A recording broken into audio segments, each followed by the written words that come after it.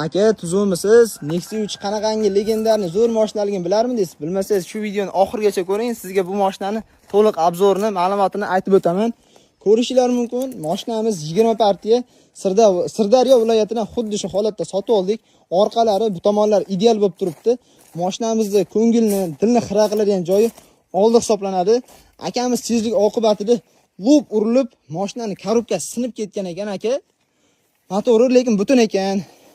Xo'p, akajon, mashinamiz yiliga keladigan bo'lsak, yili 2022 eng so'nggi oxirgi chiqqan Nexia 3lar hisobiga kirar ekan. Mashinamizning saloni ham o'ta achinarli holatda. Ko'rishingiz mumkin. Metan gaz balon orqa bagajda bo'lishi kerak. Orqa sidinda turibdi ekan. Xo'p, aka, mashinamiz 22 avtomat korobka.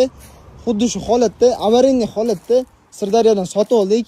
Yana kimda shunaqangi yonib ketgan bo'ladimi, avarinniy bo'ladimi aka? O'zbekiston bo'ylab eng qimmat narxda olib qolamiz. Pastda telefon nomer qoldiraman.